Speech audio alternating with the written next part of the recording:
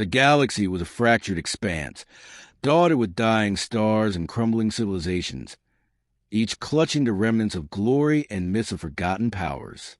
Among these fading empires, a legend resurfaced, a system sealed away, a forbidden sector where no sane explorer dared to venture. It was a place older than any charted map, a relic space where signals vanished, and ships disappeared without echo. They called it the Silent Veil. Rael Solis, a scavenger by trade and a survivor by necessity, heard the tales not as warnings but as invitations. The promise of untouched technology, ancient beyond reckoning, was enough to spark the greed and curiosity that had driven him his entire life. The fragments he uncovered in black markets pointed to one thing. The Silent Veil was not empty. It was a tomb, a lockbox hiding something the ancient architects of the galaxy had wanted buried forever. The coordinates led him to a boundary unmarked by any stellar authority, past the drifting remains of civilizations that never made it beyond their home worlds. His ship, the Seraphis, creaked and moaned against the gravitational distortions that thickened around the veil. Navigation systems failed. Artificial stars blinked out. The deeper he traveled, the more reality seemed to thin, as though the laws of physics themselves hesitated to follow him. What he found was not ruins, but a colossal structure, adrift and dormant. It was not constructed by hands, as Rael understood them. Smooth, seamless walls folded into themselves, layered in impossible geometries that defied perception. His sensors refused to map it. The Seraphis hovered near its hull, dwarfed to insignificance. Compelled by a force he could not name, Rael docked with the structure. Within, silence pressed upon him, thick and oppressive. Light did not behave correctly here. Shadows stretched in odd directions, his steps echoed not once, but many times, fading into the depths as though other halls listened and replied. As he moved deeper, he discovered the walls inscribed with glyphs that shifted when not observed, patterns that wormed into his mind and rooted themselves. They told stories of beings older than galaxies, of wars fought not for territory, but for the right to define reality itself. They called themselves the architects. Rael activated what appeared to be a control node, his touch sparking life into the dormant structure. Lights pulsed, low and rhythmic, like the heartbeat of a beast rousing from eons of slumber. The ship trembled, his mind filled with whispers, words he could not understand but instinctively obeyed. The structure was not a derelict. It was a prison, and he had just unlocked it. A presence stirred.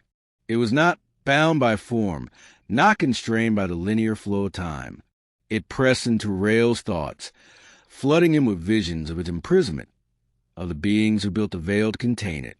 They were gone, their civilization's dust, but their creation endured, holding back a force that should never have been. The entity did not offer threats. It simply showed in the cost of its release. Worlds unraveling, stars burning cold, the concept of life itself dissolved in a tide of something ancient and patient. It did not hate. It did not desire. It existed, and that was enough to destroy. Rael tried to reverse what he had done, scrambling to reseal the systems. But the prison was collapsing, not from external attack, but from the sheer entropy of time. The architects had not built it to last forever. They had built it to last until they were gone, until no one remained to remember the danger. Desperation drove him to the Seraphis. He fled the crumbling structure, the entity following, not in a ship, not in a form, but in the cracks it left in reality. It seeped into space, unmaking the void in its passage. Rael transmitted warnings, desperate broadcasts flung into the hyperlanes, hoping anyone would hear. Most signals fell silent, consumed by the anomalies spreading from a veil. But one reply came, fragmented and trembling, a coalition of explorers, smugglers, and outcasts who believed his words. They met on the edge of collapsing space, a ragged fleet against the impossible. The entity did not strike them directly. It eroded certainty, twisted causality, made weapons fail before they fired, made hulls dissolve before they were breached. Rael and his newfound allies fought not with firepower, but with sheer defiance, using ancient relics, forbidden technologies, and the unpredictable tactics of those with nothing left to lose. The entity adapted, learning the rhythms of their resistance, warping their attacks into illusions. But Rael discovered something amid the madness. The entity's prison had been more than physical. It had been conceptual, held in place by the shared belief of the architects, by their insistence that it must remain contained. If belief could hold it, then belief could cage it again. Rael transmitted the ancient glyphs, taught them to his fleet, carved them into their ships, their skin, their minds. They spoke the words, not understanding, but believing, weaving a lattice of collective will. The entity recoiled, pressed back by the weight of their conviction. The battle was not one of missiles and beams, but resolve, of memory, of stubborn survival. They forced the entity into a pocket of folded space, binding it with the raw material of thought and defiance. But the cost was brutal.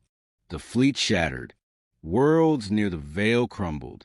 Rael's own body was fractured, his mind split across dimensions. Tethered to prison he helped rebuild. He became its warden not by choice, but by necessity. His consciousness stretched thin, endlessly reciting the glyphs, the names, the stories that kept the entity bound. Years passed, then centuries. His legend twisted, fragmented. Some called him a traitor who unleashed the terror. Others hailed him as a savior who sacrificed everything. Few knew the truth. In distant systems, explorers hear whispers from the edge of map space, fragments of an ancient warning drifting across the stars. Do not enter the silent veil. The seal holds, but barely. It holds because one man still remembers, still believes. And somewhere, deep within the veil, a fractured voice speaks into the silence, not out of hope, but out of duty. You will not pass. His body long gone, his mind remains, a last defense against the unmaking of all things. But belief fades, and the whispers are growing louder again.